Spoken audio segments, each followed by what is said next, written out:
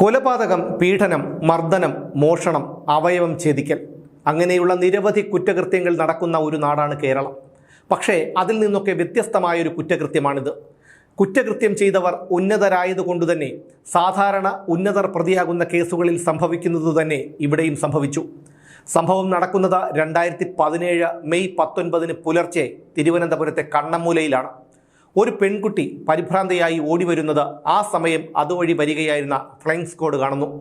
അവർ പെൺകുട്ടിയോട് കാര്യം തിരക്കുന്നു. തന്നെ ഒരാൾ ഉപദ്രവിക്കാൻ ശ്രമിച്ചു എന്നാണ് അവൾ പോലീസുകാരോട് പറഞ്ഞത്.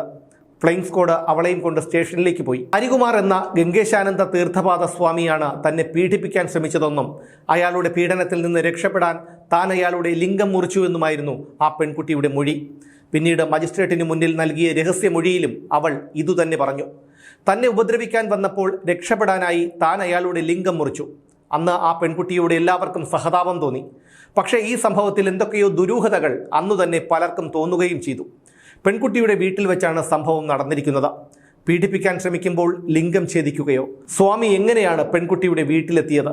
ഈ പെൺകുട്ടി ആ സ്വാമിയുടെ ആരാണ്? ആ വീട്ടിൽ മറ്റാരും ഉണ്ടായിരുന്നില്ലേ? രക്ഷപ്പെടാൻ ഒരുപാട് വഴികളുണ്ടായിട്ടും എന്തുകൊണ്ടാണ് ഈ പെൺകുട്ടി അയാളുടെ ലിംഗം ഛേദിച്ചത്? അതത്ര എളുപ്പമാണോ? ഇങ്ങനെയുള്ള നിരവധി ചോദ്യങ്ങൾ പലരുടെയും ഉള്ളിലുണ്ടായി. ചട്ടമ്പി സ്വാമിയുടെ ജന്മസ്ഥാനം ഏറ്റെടുക്കുന്നതുമായി ബന്ധപ്പെട്ടുള്ള സമരം നടക്കുന്നതിനിടയിലാണ് ഈ സംഭവം നടക്കുന്നത്. പോലീസ് പെൺകുട്ടി പറഞ്ഞതനുസരിച്ച് സ്വാമിയുടെ വീട്ടിലെത്തി. സ്വാമിയെ ആശുപത്രിയിൽ എത്തിച്ചു. സ്വാമി പോലീസുകാരോട് പറഞ്ഞത് താൻ സ്വയം ലിംഗം ഛേദിച്ചു എന്നായിരുന്നു.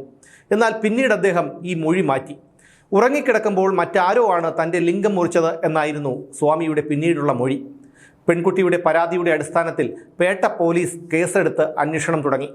പെൺകുട്ടിയുടെ മൊഴിയനുസരിച്ച് ഗംഗേശാനന്ദയെ മാത്രം പ്രതിയാക്കിയായിരുന്നു കേസ്. സ്വാമിക്കെതിരെ പോലീസ് ബലാത്സംഗ കേസ് ചുമത്തി. അങ്ങനെ അന്വേഷണം നടന്നുകൊണ്ടിരിക്കുമ്പോൾ കാര്യങ്ങളൊക്കെ പെട്ടെന്ന് തകിടം മറിഞ്ഞു.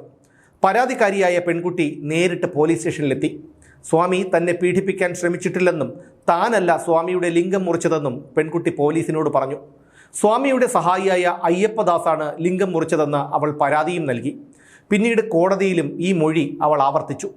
മജിസ്ട്രേറ്റിന് മുന്നിൽ നൽകിയ രഹസ്യമൊഴിയിൽ പറഞ്ഞത് സ്വാമി തന്നെ പീഡിപ്പിക്കാൻ ശ്രമിച്ചപ്പോൾ താൻ അയാളുടെ ലിംഗം മുറിച്ചു എന്നാണ്. പിന്നീട് കോടതിയിൽ പറഞ്ഞത് സ്വാമി തന്നെ പീഡിപ്പിക്കാൻ ശ്രമിച്ചിട്ടില്ലെന്നും താനല്ല അയാളുടെ ലിംഗം മുറിച്ചതെന്നും. പക്ഷേ സ്ത്രീയാണ്, സ്ത്രീകൾക്ക് നിയമത്തിൻ്റെ പരിരക്ഷയുണ്ട്. അതുകൊണ്ട് പെൺകുട്ടിക്ക് ജയിലിൽ പോകേണ്ടി വന്നില്ല. തൻ്റെ വീടുമായി അടുപ്പമുള്ള സ്വാമി 17 വയസ്സ് മുതൽ തന്നെ പീഡിപ്പിച്ചിട്ടുണ്ടെന്നും തന്നിലൂടെ ദൈവാനുഗ്രഹം ഉണ്ടാകുമെന്ന് പറഞ്ഞായിരുന്നു ഈ പീഡനമെന്നും സംഭവം പുറത്തു പറഞ്ഞാൽ തന്നെയും വീട്ടുകാരെയും മോശക്കാരാക്കി കൊന്നുകളയുമെന്ന് ഭീഷണിപ്പെടുത്തിയെന്നുമാണ് ഇവൾ ആദ്യം പറഞ്ഞിരുന്നത്. അതുകൊണ്ടാണ് നേരത്തെ തീരുമാനിച്ചുറപ്പിച്ചതനുസരിച്ച് ലിംഗം മുറിക്കാൻ കത്തി വാങ്ങിവെച്ചതത്രേ. പെൺകുട്ടിക്കെതിരെ അവളുടെ അമ്മയും സഹോദരനും രംഗത്ത് വന്നിരുന്നു. സ്വാമി ഒരിക്കൽ പോലും അവളോട് മോശമായി പെരുമാറുകയോ പീഡിപ്പിക്കുകയോ ചെയ്തിട്ടില്ലെന്ന് അവളുടെ അമ്മയും സഹോദരനും DGPക്കും വനിതാ കമ്മീഷനിലും പരാതി നൽകി. 2020 ഗംഗേശാനന്ദയുടെ ലിംഗം മുറിച്ച കേസിൽ പുനരന്വേഷണം നടത്താൻ അന്നത്തെ ക്രൈംബ്രാഞ്ച് മേധാവിയായിരുന്ന ടോമിൻ ജെ തച്ചങ്കരി ഉത്തരവിട്ടു. കേസന്വേഷണം അവസാന ഘട്ടത്തിലെത്തി നിൽക്കുമ്പോൾ സ്വാമിയുടെ കൂടി പരാതി പരിഗണിച്ചാണ് പുനരന്വേഷണം നടത്താൻ ക്രൈംബ്രാഞ്ച് മേധാവി ഉത്തരവിട്ടത്. ഈ പെൺകുട്ടിയും അയ്യപ്പദാസും പ്രണയത്തിലായിരുന്നെന്നും അവർ വിവാഹം കഴിക്കാൻ തീരുമാനിച്ചിരുന്നെന്നും എന്നാൽ ഗംഗേശാനന്ദ എതിർക്കുമെന്നു കരുതി അയാളെ കേസിൽ കൊടുക്കാനാണ് കൃത്യം ചെയ്തതെന്നും അന്വേഷണ സംഘം കണ്ടെത്തി. വർക്കലയിലും കൊല്ലത്തും വെച്ച് ഇവർ സ്വാമിക്കെതിരെ ഗൂഢാലോചന നടത്തിയെന്നും ലിംഗം മുറിക്കുന്നതിന് മുമ്പായി രണ്ടുപേരും ഇന്റർനെറ്റിൽ ഒരാളെ കൊല്ലാതെ എങ്ങനെ ലിംഗം മുറിക്കാമെന്ന് കണ്ട് മനസ്സിലാക്കിയെന്നും തെളിഞ്ഞു. അതോടെ പെൺകുട്ടിയും കാമുകനായ അയ്യപ്പദാസും കൂടിയാണ് ലിംഗം മുറിച്ചതെന്ന് വ്യക്തമായി. ഇവർ നടത്തിയ മുന്നൊരുക്കങ്ങൾ ഉൾപ്പെടെയുള്ള വസ്തുതകൾ പരിശോധിച്ചതോടെയാണ് പെൺകുട്ടിക്കെതിരെ കൂടുതൽ തെളിവുകൾ കിട്ടിയതും സംഭവത്തിലെ ഗൂഢാലോചന പുറത്തു വന്നതും. കത്തി വാങ്ങിയത് അയ്യപ്പദാസാണ്. അഡ്വക്കേറ്റ് ജനറലിൻ്റെ നിയമോപദേശത്തിൻ്റെ അടിസ്ഥാനത്തിൽ പീഡന പരാതിയിൽ സ്വാമിക്കെതിരെയും ലിംഗം മുറിച്ചതിന് പെൺകുട്ടിക്കെതിരെയും അയ്യപ്പദാസിനെതിരെയും വ്യത്യസ്ത കുറ്റപത്രങ്ങൾ crime branch Thiruvananthapuram additional chief judicial magistrate കോടതിയിൽ സമർപ്പിച്ചു. പിന്നീട് ഇത്തരം കേസുകൾ പരിഗണിക്കുന്നത് ജില്ലാ കോടതികളാണെന്നുള്ളത് പരിഗണിച്ച് കേസ് വിചാരണ കോടതിക്കു കൈമാറി. അതിനുശേഷം 2022 ഫെബ്രുവരിയിൽ അന്നു നടന്ന സംഭവത്തെക്കുറിച്ച് സ്വാമി ഗംഗേശാനന്ദ വെളിപ്പെടുത്തി. അദ്ദേഹത്തിൻ്റെ വെളിപ്പെടുത്തൽ ഇങ്ങനെയായിരുന്നു: അന്നത്തെ ദിവസം പുലർച്ചെ ലിംഗത്തിൻ്റെ ഭാഗത്ത് അതിശക്തമായ വേദനയുണ്ടായി. ഇടതു കൈകൊണ്ട് അവിടെ തൊട്ടപ്പോൾ രക്തം ഒഴുകുന്നുണ്ടായിരുന്നു. ഈ പെൺകുട്ടി അപ്പുറത്ത് നിൽക്കുന്നുണ്ട്. ആദ്യം എനിക്കൊന്നും മനസ്സിലായില്ല. അപ്പോഴേക്കും വാതിൽ തുറന്ന് അവൾ പുറത്തേക്ക് പോയി. എന്നെ മറ്റാരും ഉപദ്രവിച്ചിട്ടില്ല. എൻ്റെ അന്നത്തെ ശാരീരിക സ്ഥിതി വെച്ച് 3 പേർ വന്നാലും എന്നെ കീഴ്പ്പെടുത്തി ലിംഗം മുറിക്കാൻ കഴിയില്ല. കൃത്യമായി വ്യായാമം ചെയ്യുകയും കളരിമുറ അറിയുകയും ചെയ്യുന്ന ആളാണ് ഞാൻ. 1 ലിറ്ററോളം രക്തം ഒഴുകിപ്പോയി. അത്രയും രക്തം ഒഴുകിപ്പോയിട്ടും ഞാൻ മരിക്കാതിരുന്നത് എൻ്റെ ആരോഗ്യസ്ഥിതി കൊണ്ടാണ്. സംഭവമുണ്ടായ ഉടൻ തന്നെ പോലീസ് വീട്ടിലെത്തി. ആരോ മുൻകൂട്ടി വിവരം കൊടുത്തിട്ടല്ലാതെ അത്ര പെട്ടെന്ന് അവരവിടെ എത്തില്ല.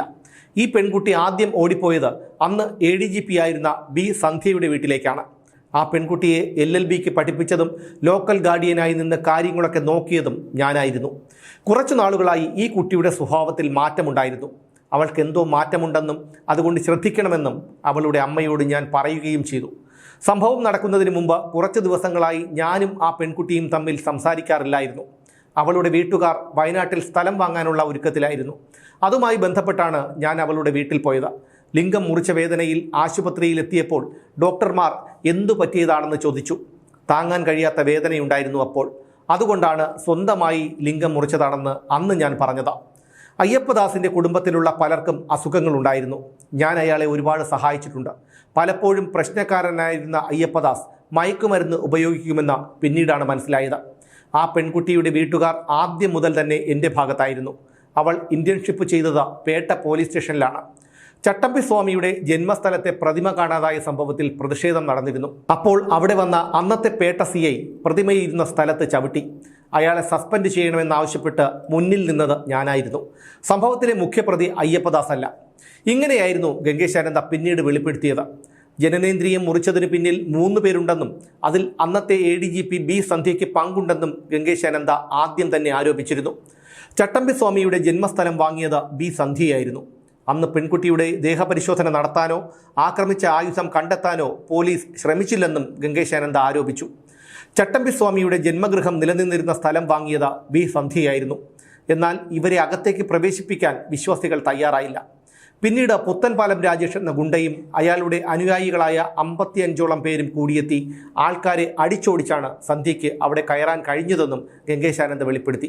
2026 മാർച്ചിൽ ഈ കേസിൽ നിന്ന് ഹൈക്കോടതി ഗംഗേശാനന്ദയെ കുറ്റവിമുക്തനാക്കി. അദ്ദേഹത്തിനെതിരെ രജിസ്റ്റർ ചെയ്ത FIR ഹൈക്കോടതി റദ്ദ് ചെയ്തു. പെൺകുട്ടി തനിക്കെതിരെ മൊഴി നൽകിയിട്ടില്ലെന്നും കേസ് പുറത്ത് ഒത്തുതീർപ്പാക്കിയെന്നും ഗംഗേശാനന്ദയുടെ അഭിഭാഷകൻ കോടതിയെ ബോധിപ്പിച്ചു. ആരാണ് അയ്യപ്പദാസ്? ഗംഗേശാനന്ദയുടെ സുഹൃത്താണ് മനോനില തെറ്റിയ അയ്യപ്പദാസിനെ അദ്ദേഹത്തിൻ്റെ അടുത്തെത്തിക്കുന്നത്. അങ്ങനെ അയ്യപ്പദാസിനെ ചികിത്സിച്ച് ഭേദമാക്കി.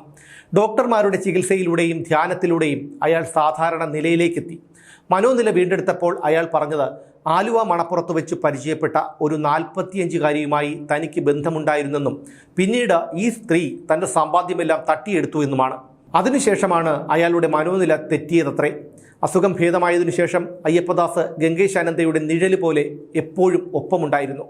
അങ്ങനെ ഇരിക്കുമ്പോഴാണ് ഒരു ദിവസം അയ്യപ്പദാസ് സ്വാമിയോടൊപ്പം കണ്ണമ്മൂലയിലുള്ള പെൺകുട്ടിയുടെ വീട്ടിലെത്തുന്നതും പരിചയപ്പെടുന്നതും പിന്നീട് പ്രണയത്തിലാകുന്നതും.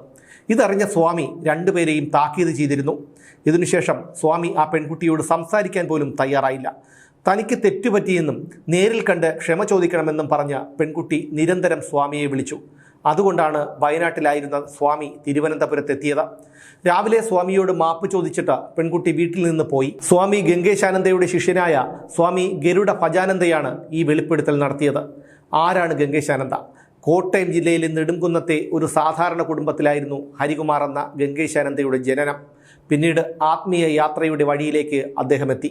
കണ്ണമ്മൂലയിൽ ചട്ടമ്പി സ്വാമികളുടെ ജന്മസ്ഥലം സംരക്ഷിക്കാൻ നടത്തിയ സമര പോരാട്ടങ്ങൾക്ക് നേതൃത്വം നൽകിയ സ്വാമി ഹൈന്ദവ സംഘടനകൾക്ക് പ്രിയങ്കരനായി. പക്ഷേ പിന്നീട് അദ്ദേഹം ഒരൊറ്റ ദിവസം കൊണ്ട് വിവാദ നായകനായി മാറുകയായിരുന്നു.